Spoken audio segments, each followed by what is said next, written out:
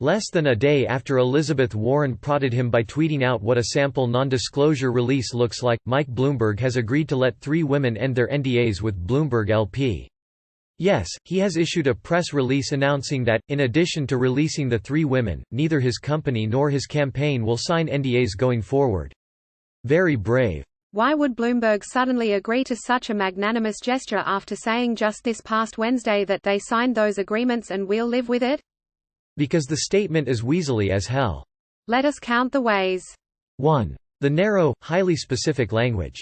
While we know that 64 different employees have reportedly filed almost 40 harassment and discrimination lawsuits against Bloomberg and his company, we don't actually have any idea how many NDAs might have resulted from those various lawsuits. In the statement, Bloomberg writes that the company identified 3 NDAs that we signed over the past 30-plus years with women to address complaints about comments they said I had made. Does that mean he's excluding NDAs that deal with anything other than complaints about comments from Bloomberg? What about NDAs that deal with more than just comments? And why not just extend the offer to any woman who's entered into an NDA with the company? 2. The words "they said." During Wednesday's debate, Bloomberg was dismissive of the idea that the NDAs were covering up any actual bad behavior. He painted the women as whiny scolds who couldn't take a joke.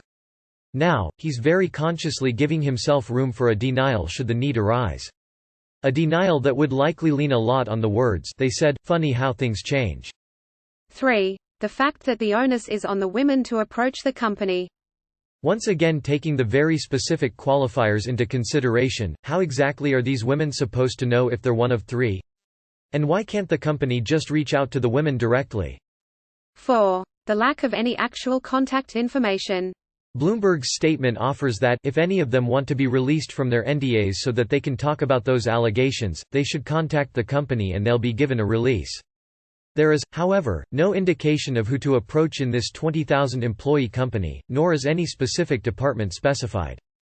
Do you call the legal department? The department for which you, specifically, had worked? Do you simply shout your request into the nearest Bloomberg terminal and hope for the best? It's impossible to know for sure. 5. This line, from the full press release on the initiative, when we support women in the workplace, we advance not just their own feelings of value, but we help them and their families across America live better lives through higher wages. Support women, Mike seems to be saying, because it makes them feel special. Humor the gals.